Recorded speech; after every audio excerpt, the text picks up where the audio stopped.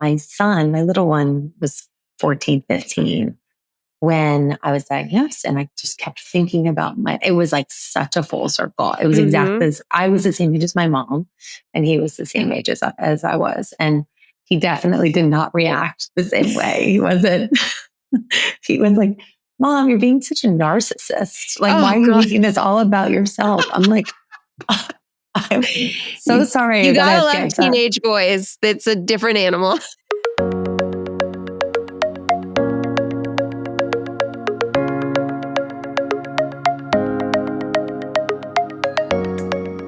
Okay. I really like interviewing new people I've never met, obviously, and most likely I'll never meet in person because technically I'm like really learning something and doing my job.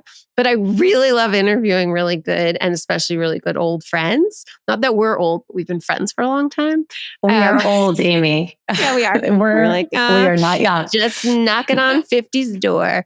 And we don't live in the same city, but I get to see you. But I don't know the last time or ever when I'll get like 45 minutes one-on-one. I know. Just talk to you and ask you questions that I wouldn't normally ask that are like outside the scope of, our kids and talking about our friends and gossiping and whatever. Not that we do that, but Annie Taube, I've known you since you were Annie Ranella, very early on, freshman year of college. And I remember when I met you very clearly. And I also remember, I didn't do this with a lot of friends, but I remember telling my mom about you because you grew up in a suburb of Chicago and so did she. And she was like so excited about it. And I just remember that really sticking in my head as like, this girl's really special. And she like has this same thing my mom did, which I thought was really fun. Because when you grow up in LA, you don't meet that many people from outside Chicago. Chicago people don't move to LA for good reason. I always knew that you were like going to be a girl that worked her whole life because you just had this like kind of mover and shaker vibe at a really young age. You did. Oh, you were like, let's get going, ladies, and have really interesting kind of cool, quote unquote, jobs that I don't think in our late teens, early 20s even knew that they were like real jobs, but they are. And you've proven that to be the case and excelled and done so well. And you've also, on the personal side, had, a lot of shit happen to you and in your family. And as much as you want to talk about that, I would love to talk about that. But what I want to start with, besides thank you, and I'm so happy you're here, is I actually want to talk about your mom because I feel like she was such a huge she is such a huge person in your life. And she was one of those women I don't think I've ever seen someone with a bigger personality and like this like come to life personality. So will you dive in a little bit, starting with like that relationship and, the little bits of insight into the ins and outs and how that shaped you in terms of who you are as a woman, a mom, someone who's incredibly career focused, like all the things. Yeah. Well, first of all, thank you for having me. It's so fun to see you. You're such a badass. This is awesome. So proud of you. So Amy and I met at Duke. For those of you guys who probably already know that. And my mom went to Duke. And so since I was a tiny little girl, that was just always, we wore Duke t-shirts all the time. She bought me a little cheerleading outfit. We had to watch all the games. But I just feel like from a very young age, it was such an important part of her identity. And it was a big deal for her. She was from Michigan. We lived in Chicago, but it was not like as common for women that back then. She also went to graduate school in Boston, University of Michigan, also almost got her PhD in English. And I'll never forget a line, and she was beautiful too. But my grandfather, who was a doctor, said to her, "You cannot get your PhD because you'll be overeducated and no one will want to marry you." And I'll never forget that statement because did she tell you that, or did your grandfather tell you that? She told me that. No, she told me that. And I think she might have gotten married when she was 27, but back then that was like almost spinster status. So she was raised in a really traditional household, but in another era, she would have probably been an actress or I don't even know, CEO. I mean, she was a force. a true, she would have been on stage. I think your mom would have been on stage somewhere. Yeah.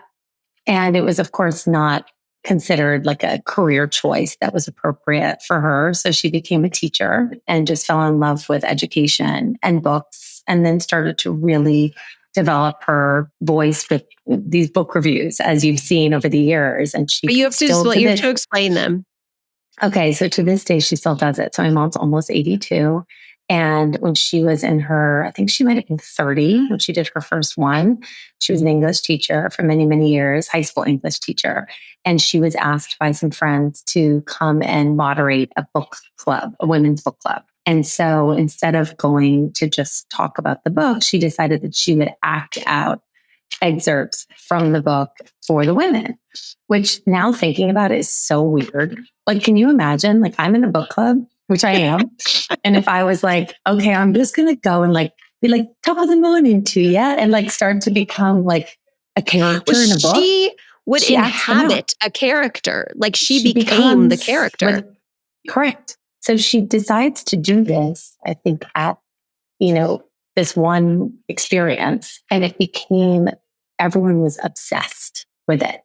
And it got more and more extreme. I think the first time she probably didn't have an accent. She probably didn't have a costume, but she sat there and she was sort of kind of acting out, scenes from the book, and then got people to engage and talk about it. But it became something that she did for, she's 8, think about it, she's been for 50 years. And she's been booked consistently. I'm like, Mom, I don't think, she's like, I think I should maybe retire. I'm like, maybe. I think you should too. But she does one-woman shows on current literature. And she embodies and like writes an original script, gets permission from the authors, and will act them out at country clubs, at nursing homes, at community centers, at private homes. She was on the Crystal Cruise Line for 20 years as the keynote speaker. She went all around the world with my father, and she would speak and she would go for 3 weeks and do 3 book reviews and just saw the world for free. It was like kind of an incredible thing, but she was always working, always hustling, always working on something new, always giving back. She was always tutoring and running, different nonprofits. So I saw someone that was able to really be a mom, have a career, give back, be social, have good girlfriends, go out with my dad on the weekends, look chic. I'm like, you can do it. You can do it all. So that was a model I had grew up with. And there was like no other way of being. Like I couldn't imagine anything else. Do you think you were not making cookies? Your mom was not baking brownies. No. Were you cognizant of the fact that she was this sort of force and was doing it all while you were in high school? Like at college, I feel like maybe you got it, but like, was that like a thing you knew, or was it just, it was, or were you thinking, comparing her to your friends' moms? None of my friends' moms worked really at all. And her job was such that she was able to really be more present. So she wasn't going, I think maybe one of my friends' moms was like the creative director at Crate and Barrel or some huge, incredible job. But that was like, she was never around, and she was really corporate, and it was really impressive. But that was so rare. But my mom had this kind of interesting hybrid role where she was still on the school board, and she still was my, whatever, Girl Scout troop leader. So she was able to be at every one of my tennis matches and all the things. But I was just so impressed that she had made her own money, right? That she had her own independence, she had her own thing. And I also just looked at it as a sense of freedom, from my father, from us, not having, I'm sure it's wonderful as a woman to have your own identity outside of your family. Your kids' poop, like literally. Exactly. I love my kids so much, but I do think in so many situations, my job has been such a source of peace almost, and just an escape that when you're going through tough things as a parent, it's just so nice to have something that you are in control of. You can't control your kids. Balance. It's the balance. It's also, if you're smart and intellectual and intellectually stimulated and like to be intellectually stimulated, it's a brain massage that you can't really get in any other part of your life. And so with your family, and it doesn't make one more important than the other. It just means you sort of have to have both if that's something that your body craves.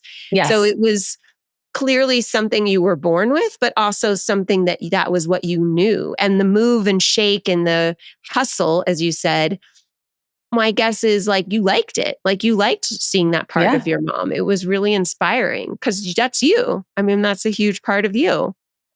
It is. And I do think it's something that you're just like, you either are like interested in that or you're not. I mean, you certainly can develop it, but I've seen it as over the years, I've worked with so many incredible young people.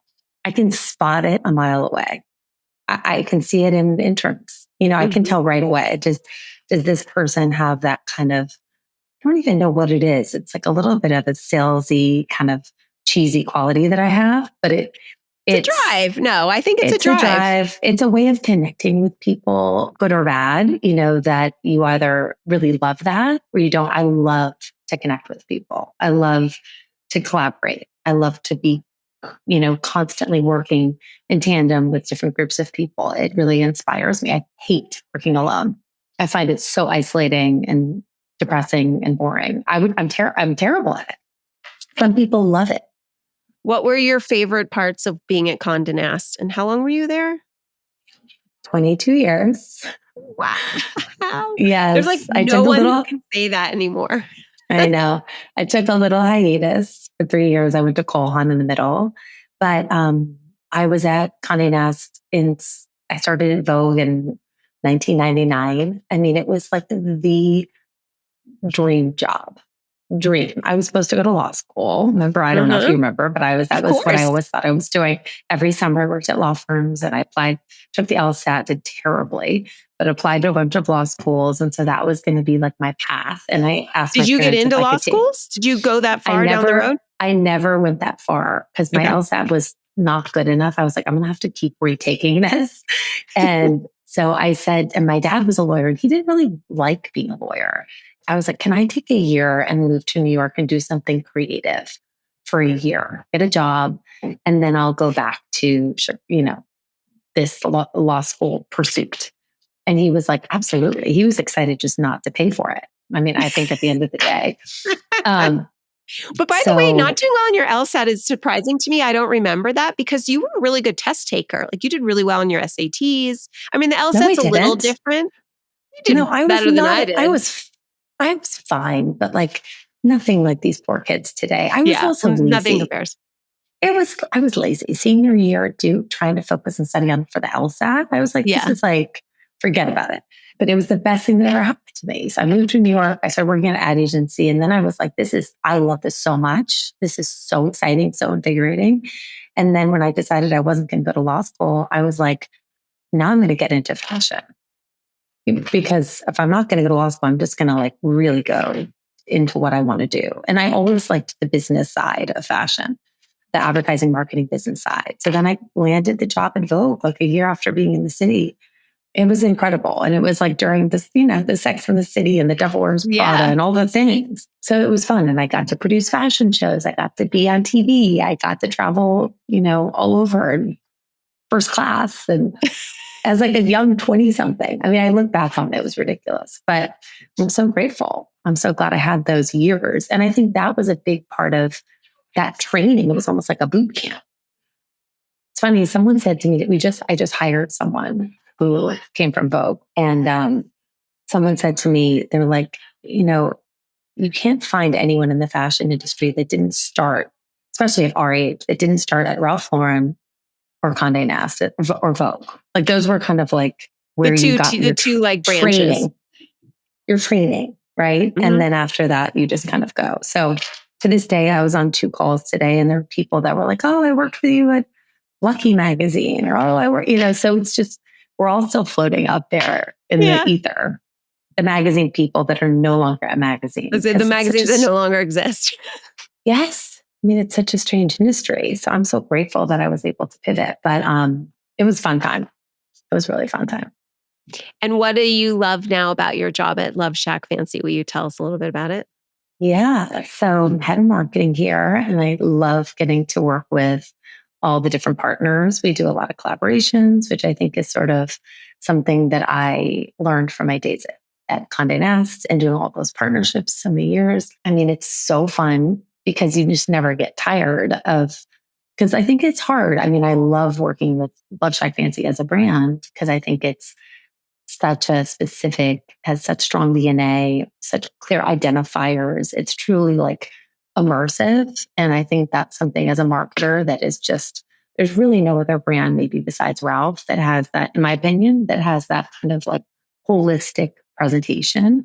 Like it or not, it's recognizable. Yeah. And it's something that Rebecca's done an incredible job being very consistent, very, very driven with her point of view. And it goes to every aspect of the brand. I mean, it's our office, has pink recycling bins, every aspect of it. It's very thorough and, pulls through the entire scope. So that's something that as a marketer, you're just like, this is so interesting. I mean, you think about how you build brands, talking to young people as they think about marketing and marketing strategy. And I think what Rebecca's done has been amazing. And so I've loved being a part of it and seeing how I can help grow, take this identity and really look at it with different partners and gain new audiences, different categories that we maybe weren't in before. I'm sitting on my desk of all these things. Like we have like our rosé that I developed with Santa Margarita. I thought we did. You're like, is it 4 o'clock? It's 4 o'clock. You're good. You can whip it open. My like hunter boots. Oh, I love those. I mean, it's a super fun brand. And I love working with young people. I feel like it keeps me really young. Yeah, it does. I'm not young, but it makes me feel young because I'm very plugged into what kind of is happening culturally, which makes me sort of relevant sometimes with my kids' friends. You're relevant until you go home and your kids are like, you're not relevant, actually. You're not relevant. I have no idea what you're talking about. Literally zero. So your mom, as you said, like did it all. Talk to me a little bit about how you have done it all and balanced. And then I think we'll get into with the bumps that have come in your road in terms of family and health and loss, like just the thing inside of you that you're like so up and so positive and so fresh faced and ready, I feel like every day. What's the through line? Like what has allowed you to be that person? Maybe you're not. Maybe you go home and cry in the closet. I don't know, but I don't see that. I think I am. I was raised by an eternal optimist. I mean, my mom was always like, I'll never forget. My dad was the opposite. He was the eternal pessimist. And so we would go on a vacation and we would be sat at a table somewhere that was like in a dark, weird corner and the food was bad. And there was, everyone else was complaining. And my mom's like, this is the most beautiful restaurant I've ever been in. Like, almost to a point where you're like, are you okay? Just so positive, so Pollyanna. The hardest thing was I never had a criticism in my entire life from my mom, basically. Seriously? Never. To the point where when I got into my first job in New York and got critiqued as I should have been by my boss, and I had spelling errors because I can't spell for anyone that knows me. I have terrible grammar, can't spell. Probably would have been diagnosed dyslexic back in the day. But I mean, I started crying with one criticism. You never had teachers who like gave you harsh or feedback that wasn't 100% positive? No. I was such a dorky, Me too. I was a real nerd. Yeah. Real pleaser. I was like, I really have to be popular. I have to be well liked. I have to look a certain way. I have to get straight A's. And I just had to always I was not perfect, but I had to come across in a way that looked like I was. And what was hard, I think that was really an interesting part of my development was my mom was diagnosed with breast cancer when I was a sophomore in high school. So I was, I think 14 going on 15. I was very young for my age or for my grade. And those are the years when you start to really push away, from your parents. I have a 15-year-old, so I know that more than anything, that those are the years you push away. And she was going through chemotherapy. I'll never forget that summer because my dad was a lawyer, worked all the time. My brother was off at college. And so it was just my mother and I really for the bulk of the summer. And I went with her to all of her treatments. And I had my learner's permit. So I would drive her to all of her treatments. And instead of like going off with boys and riding my bike and going out at night, we would stay home and watch TV. And I would like, it changed my entire kind of developmental trajectory. And I never had an opportunity to really be like wild and mean and all the things that, I probably am glad I didn't have that. But it really does knock you on your knees to think that I'm going to lose this person. I mean, better than anybody. It's just so heartbreaking to think of losing your mom at that age. And I wasn't close with my dad. And so that made it even scarier.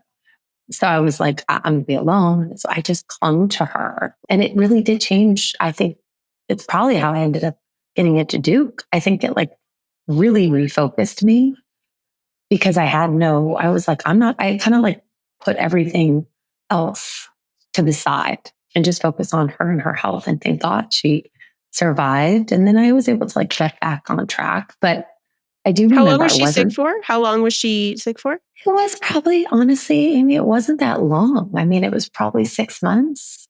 Really wasn't that bad. Do you ever talk about like how they found her cancer? Did she find it? She found screening? She found it. Stage 3, I think. It was far. Yeah. When she was 47. They did a lumpectomy, and then it came back on the other side, earlier stage, that she found again. So it's incredible. And she's very small breasted. So I do think that helps with self-discovery. It's easier.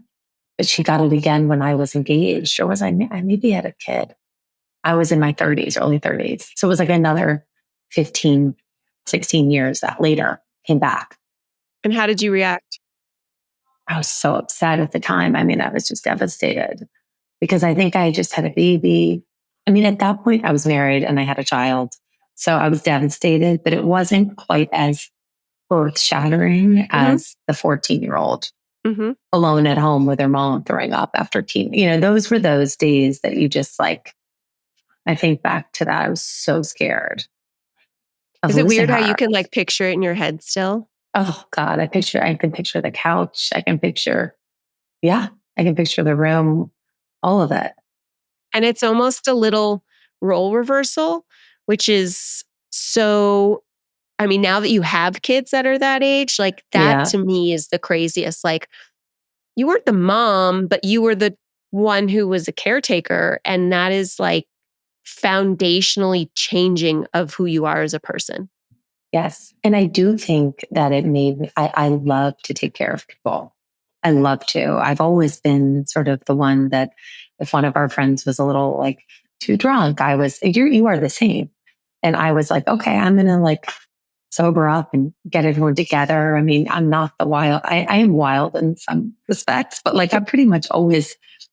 No, you're always in control. Yeah. I'm in control. I'm keeping it together. I'm like, I'm going to take care of everyone here. And I do feel like that's a part of my personality that I like thrive off of. I think it's the reason why I love to manage people, because I do love taking care of people. And I love, my husband will say, I don't take care of him at all now. I've like totally stopped. I have too many other people to take care of. But like you're a grown man, figure it out. Figure it out. He has figured it out. But I used to be much more, more time. I was like, let's go shopping. Let me go buy you something. I'm like, nah, I have no time. Anyway, but I like taking care of people. I'm also a Cancer, like a Gemini Cancer. I feel like that's I'm like a nurturer. I love it. I am. Everyone knows me. I'm not. I mean, people call me a 1950s housewife. They're like, literally, you probably put on a poof skirt when your husband comes home with an apron, which I basically do. I wish I did. Yeah. I'm like, last night I was like, I texted him. He was at a game with our youngest son. And I was like, there's muffins on the stove for you when you come home. And like, that's literally me. And that's normal. I just love it. It makes me, I also think when you're in that really developmental stage of life, 14, 15, 16, 17, and you have like this like shattering situation that you're trying to hold together for yourself and for your mom, like it just changes the way you then take care of people the rest of your life, because it was this like lesson you had to learn like that. Now, not everyone did. Like my siblings didn't react the same way and some other people wouldn't. But that's just sort of brought out that piece of you that probably I think would have matured later. But it just like it was like a zoom to the finish line in maturity, and that sense of I'm going to take care of, like I'm gonna be okay for myself, and I'm gonna figure the shit out that I'm supposed to be doing right now. But this is the most important thing. Yeah, it's really different. No, it is, and I think when I was diagnosed with breast cancer, very early stage, very easy. I'm so grateful. It was like a nothing. I mean, Stage Annie, one, I know that's easy. your favorite thing to say. It was not a nothing. It's a big deal. It was a big deal, but I was really lucky. Very, very lucky. Lumpectomy, radiation, tamoxifen. So far, knock on wood, it's been really smooth. I guess that's the best thing to say. And how did you find your cancer? It was just a standard, mammogram. And they do, because I'm like dense breast, small breast, like they did the sonogram and they found it, biopsy. But my son, my little one, was 14, 15 when I was diagnosed, and I just kept thinking about it was like such a full circle. It was exactly as I was the same age as my mom, and he was the same age as I was. And he definitely did not react the same way. He wasn't, he was like, Mom, you're being such a narcissist. Like, why are you making this all about yourself? I'm like, I'm so sorry. You gotta love teenage boys. It's a different animal. I was like, what do you want? No, I mean, but actually, he was funny. Like, I think he was doing a lot of it as like a, of course, as a defense mechanism. But it was so funny. I'm like, you're not going to like take care of me. Like, no one's going to do anything for me. But I didn't really need taken care of. I was good. Honestly, I was really, really. Did you ever have a feeling? How old were you? You were 48 when you 47. 47. That was already almost 3 years ago. Jeez Louise, time flies. Yeah. When you were leading up to 47, did anything in your head think, I hope I don't get breast cancer? Yes. Every year between 45 and on, whenever I would get my mammogram, I was like waiting. I just felt it was coming. And I joined the Associates Committee of Memorial Sloan Kettering when I was in my late 30s, mid 30s. I was like, this is going to be the organization I really want to. I didn't have a lot of time, but I was like, I just really want to get involved. This has been a huge part of my life, and I want to do whatever I can. I mean, you've done such an incredible job supporting all the research and everything. And I just think we're so close. I mean, there's so much, the advancement's unbelievable what's been accomplished. And I loved working with that organization. And so when I did get the diagnosis, I kind of felt ready. I like kind of knew who to call, what to do, how to get to the right doctor. I was at MSK. I felt like I was like at a place that I had been spending time already. I kind of knew just how incredible it was from an operations and talent perspective. So I felt like so taken care of. So there was definitely like a preparedness in a way. Like I was like ready for it. And do you think when you joined in your 30s, you were subconsciously doing that because you felt like it's inevitable? Not even subconscious. Yeah. Not even subconscious, very overt. And I would say the majority of the people, I mean, everyone's had someone in their life touched by cancer. I mean, there's nobody that you can find that doesn't have a pretty close relative that's had to deal with it. So I would say the majority of the people on the committee have someone in their lives that they've either lost or has gone through cancer. And so we all had that in common. It was sort of a driving force of why we were willing to put so much time and effort and money behind, I think, such an important cause, obviously. But I was grateful. And did you or your mom ever do genetic testing? We both did. And I don't have the gene. Did you do the whole panel or just BRCA? No, I did the whole panel when I turned 40. And I had my doctor do it. And my oncologist was like, this is the best panel that there is that you did. So there's obviously some genetic connection because my grandmother also had it when she was 47. Yeah. But it didn't come up. I mean, there's so many things that they can't connect now or still.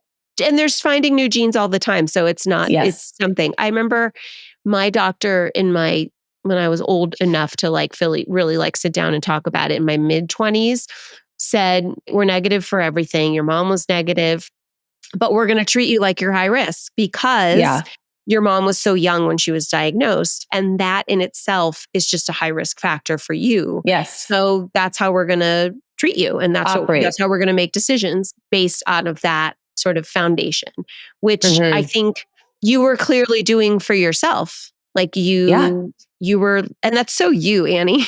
You were like, I'm going to be prepared for this when it inevitably happens. Yes. I mean, yes, I felt prepared. I felt like I was thrilled to be able to help other other people or friends that needed direction. I know that that's been something you've done so much. And it's really scary to be going through it. And I just feel like I was like trying to minimize that fear. There was certainly, that summer was pretty exhausting. I found out on July 4th and my kids were both away at camp, which was such a blessing. And then, but then Chris and I had a trip for our 20th anniversary planned to Europe. So we were going to the south of France with 2 other couples. And I didn't tell anyone because I was like, first of all, I didn't even know what to say. I didn't have so you though. You're like, I'm not going to be the bummer. I'm not. I didn't want anyone to know. I wanted to just like have a good time. But every night I was really in my head. I was really scared because I didn't know what stage. I didn't know. They really didn't have a lot of information after that first conversation. And I didn't get in to see the doc. I'd made the decision to go on the trip. I mean, instead of going straight to the doctor because they said, they're like, it's early. It's not a crisis.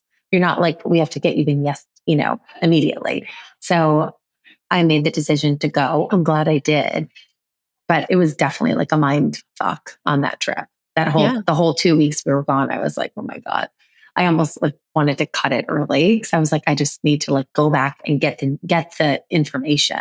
Yeah. Like you're in the dark. It's like a gray period. It was weird. And then Chris was super supportive. He's so amazing with so many things, but I don't think he could really understand. So he kept just saying, you're going to be fine. You're going to be fine. Like he was so positive about it. And that like for some reason annoyed me even more. I'm like, how do you know?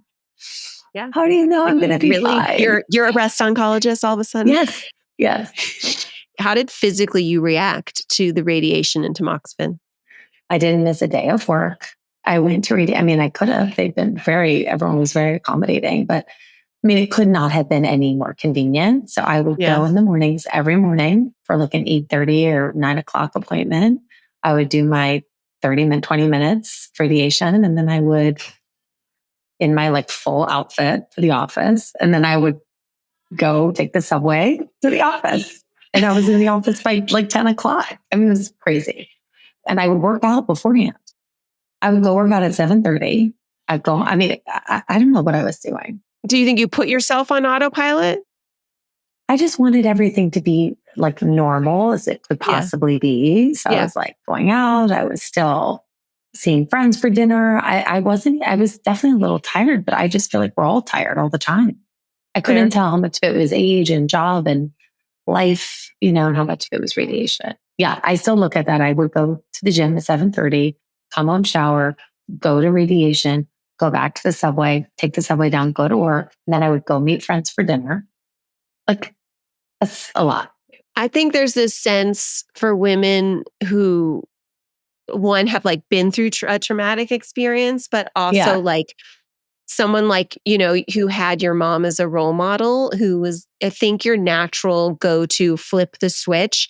Like everything is going to stay as normal as possible. Yes. As long as possible. And I'm going to just ride that wave and I'm going to do everything I need to do, but I am not going to like, I'm going to stay. Take me down. I'm going to stay the road. And the minute, I think somewhere inside, my guess is you were like, if you stopped that train, like then it would have become really real and also would have like, you wouldn't have known what to do. Like, like you're not that person. You've never been that person where you could like, am I supposed to sit in bed and like recover every single day for 2 hours? What would you have done? Sat around and thought about all the I'm different gonna die. yeah, like all the different ways this could turn. So no, I totally it's get it. escapism, distraction, escapism. Yeah. I think that's probably when you said, what is the through line? Yeah. That's probably the through line for me. I think staying busy, I think having routine, I think connecting with people every day. That's it. That's kind of how I've managed to sort of push through some really hard things. And I think when things get really hard, nothing is worse than just sitting alone with your thoughts. That's for me personally. Some people I think really need, I love to be a sloth on a Saturday occasionally. Like I really do. I love to get in bed. I like to watch bad movies. I like to just be a bum. There's definitely those days for sure. I am lazy. I can get real lazy. But I think in general, for me, staying busy and staying on a routine and being with people, that is really just how I've been able to like move through. I think there's something really powerful to that. I think it's a lot harder than it looks, certainly than you make it look. And I also think that it's really hard on those days where it's like scary and freaky and unknown to just say, I'm going to keep doing my routine because that makes you feel like you're in the norm. It also makes the people around you less scared, which I'm certain you were like quite cognizant of.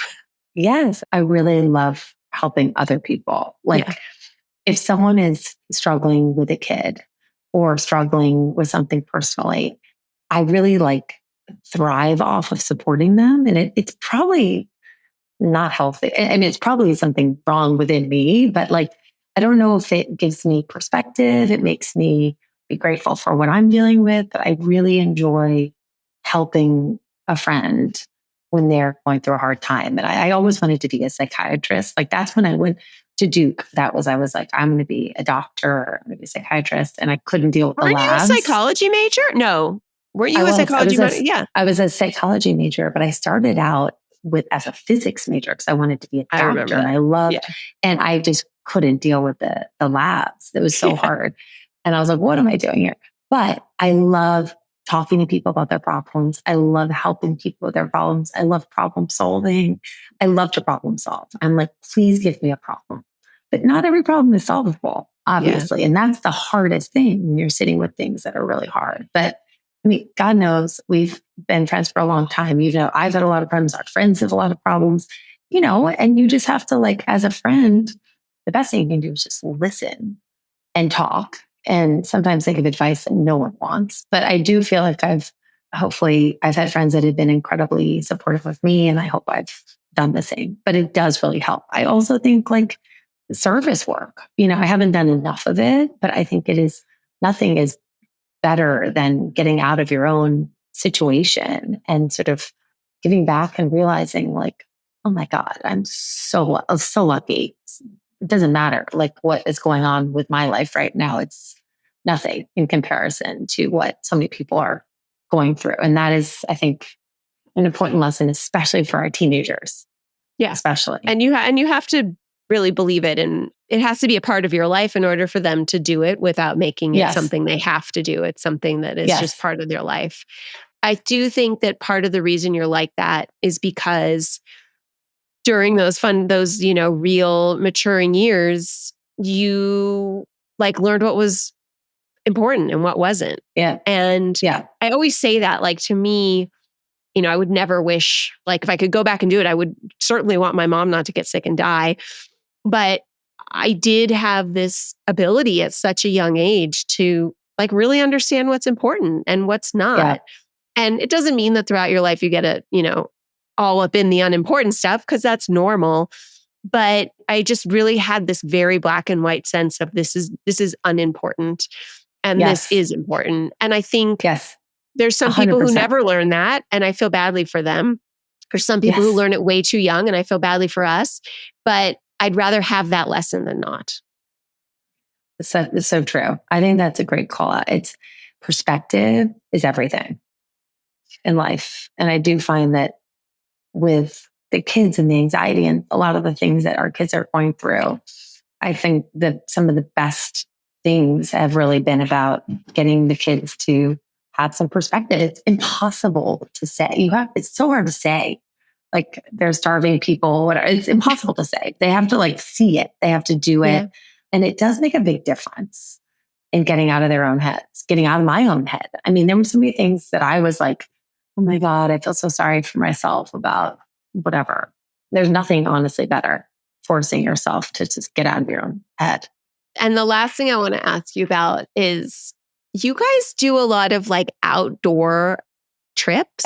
Yes. And every time I see a picture, I'm like, what is happening here? Like, I would never have ever been like, Annie's going to go on an annual camping trip. Like, not even close. Like, I don't camp. Yeah. I don't like to camp. Not happening ever. And that's like, anyone could have predicted that. Not even if my husband like loved it, like no chance. Like I just don't do that. And it's not a snooty thing. I just like don't enjoy it. I like being outside. I love hiking and skiing, but you like go camping. Can you just explain this to me? We go camping. Okay. Outdoors adventures. Okay. So what happened is when I met my husband, he's from New Hampshire, and he grew up in a very different experience. Like I was going to, golf courses for vacations, and his family was taking camping trips. And he's super outdoorsy. Before I met him, he climbed did like tons of summits, rock climbing, he was a rower. He just loves the outdoors. I mean, the poor guy in New York City, like all he wants to do is get out of the city every chance he can get. So before we got married, he was like, you have to camp. I'd never camped. He's like, I'm making you do this. You have to do this. Like we've been together 4 years at this point. And we had friends were getting married outside of San Francisco in Napa.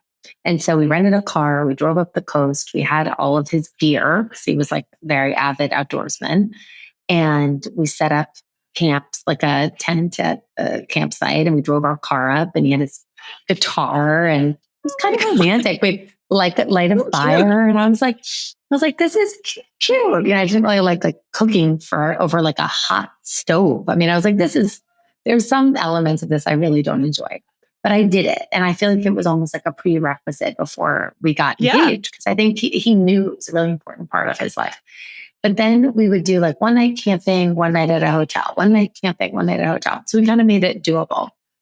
But one of the nights, I'll never forget this. We were at the Redwoods, the Redwood National Forest, but there was on the beach, there is this incredible campsite that we were the only people on the beach. There was a campfire. There was more stars than I've ever seen in my entire life. There's no people. There's no noise.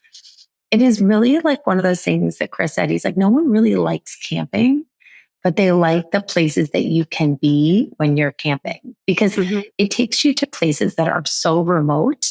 Yeah. Right? There's no one else around. So you're in this like real, like you don't experience nature until you're actually in a campsite that you've backpacked into. Like there's nothing like it. I mean, you are like off the grid. There's no tech. There's no Wi-Fi. There's nothing. There's no people. And so that was my first time really experiencing something like that. And I was like, this is magic. It really is. The world is so beautiful and way more beautiful than any like Amman resort. I can't, it was just so beautiful. I get it. So I get it. I've been in those spots. I get it. Right. So that was before we had kids. And then we didn't do anything until we had kids. And I think the first trip we did was when Brady was 5. So he was like, okay, he's old enough that it's time. We're going to do this trip. And we started slowly. I think we spent one night in a tent. And now we don't do more than 3 nights. I never will do more than 3 nights over the course of 10 days. But, and we have help, when we're doing it. But I've enjoyed the push. Like, you'll do like 14-mile hike days into like the backcountry. And we were in like the Canadian Rockies. It was so cool. And you feel like very accomplished at some point, when you get in there. And it's very tangible. It's very tangible. And with teenagers, I don't know, there's just something that's been so special about these trips. We've done them every year since my little one was 5. They love it. Like Alex's college essay incorporated this. Brady's, like they write about this aspect of our family being New York City kids as something that's like so specific and different. And so I've loved it more for them and for Chris than I'd have for myself. I'm often scared to death. The last trip we did, I was in a harness and a helmet 85% of the time. And I was like, hanging off cliffs. And I'm this is not, I was like, I need a spa day after like a week after this.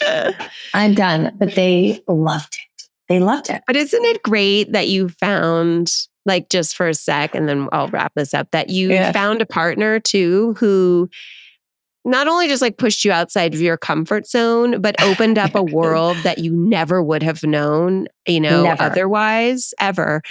I mean, I've lived like all over the world because of my husband, and I'm not actually an adventurous spirit by nature. Like, I could have moved back to where had grown up, where he grew up and never moved. Like, that would have how I pictured my life. But like, what a gift, like you sort of tap into this part of yourself that then you realize you can do. Like, you can do it. You might not like it all the time, let me assure us, but you can do it. And then your kids, like, kind of similarly to how your mom modeled this incredible behavior to you, and attitude and life dreams and goals and going out and getting them while being a great mom. Like, you show your kids without telling them. Like, they're just seeing you be adventurous and be bold and be, at least, look like you're fearless. And they make so much fun of me. I mean, I'm like the bunt of every joke on every trip, but it's one of those bonding things. You're there. Things. You're there. And I do it, but they bond together over my sort of fear in a way. And it's like this like unifying experience for them. Again, like, it's one of those things that, like, distraction. I mean, nothing will distract you more than like we did one of these, like, what are they called? Where you're clipped into the side of a mountain and you're literally like, I mean, it was insane. And so you have to be in the moment. You cannot be stressing about anything. All you can stress about is where your next foot, what next step, next clip. Like, it's almost like a mindfulness. It is. And nature it's a force. It's powerful. So you have to like figure out how to sort of become one. Otherwise, you'll like nature will eat you up for sure. Yeah. I mean, that's definitely not my strong suit. My husband and two of my kids surf, and that's what they say. Like, if you're out there and you're not fully in your zone and where you are going to get pummeled, and like, you could really get hurt. Like, that's the truth, and that's because you don't have any control over the mountain and over like the ocean, nothing. Which is kind of cool.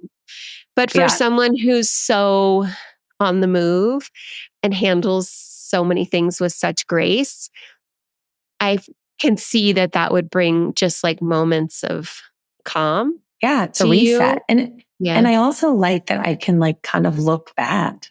Yeah. I mean, I can look bad all the time. I do look bad all the time, but but it is nice to just be like, no makeup, like Patagonia. There's nothing fancy about what I'm wearing for 10 days whenever we do these trips. Yeah. And it's like a little bit of a real reset. It takes you out of this wonderful world I'm very lucky to live in New York City on the Upper East Side, in this industry that's insane. And, that everyone else is like, I can't believe you're doing these trips all the time. I'm like, I've grown to really need it almost. Yeah. Like, it's like awesome. Part of my like cycle of life in a way, but I love it. It also makes Chris so happy.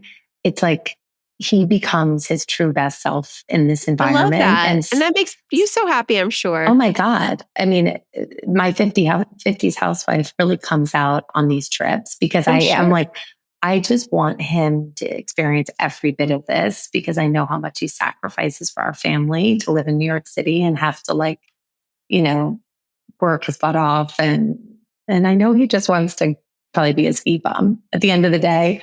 And he'll get that chance. I promised him. I'm like, we will move out west. I promise.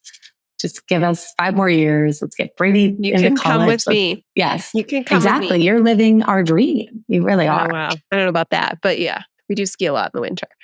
Annie, I love you. I'm so jealous. This was the best. Thank you. I knew it Thank would you be, so but much. this was the best. And I think the only thing I wish differently, and I rarely wish differently, like I really don't do that. I wish that you and I had sat and when we were in college and talked about that our each 10th grade years.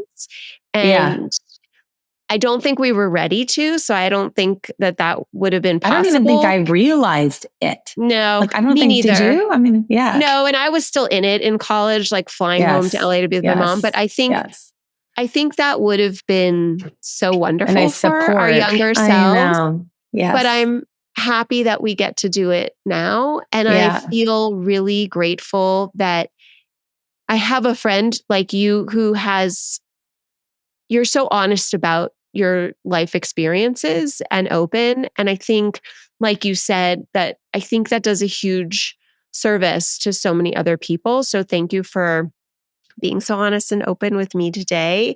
I really wouldn't have expected anything less or different, but it's hard. We didn't even scratch the surface of all the trauma. I could have gone really deep. We might do more and really get into it. But I think it's not something I take for granted. And I've talked to a lot of people in my life and a lot of people who have themselves been through really hard traumatic experiences or witnessed them.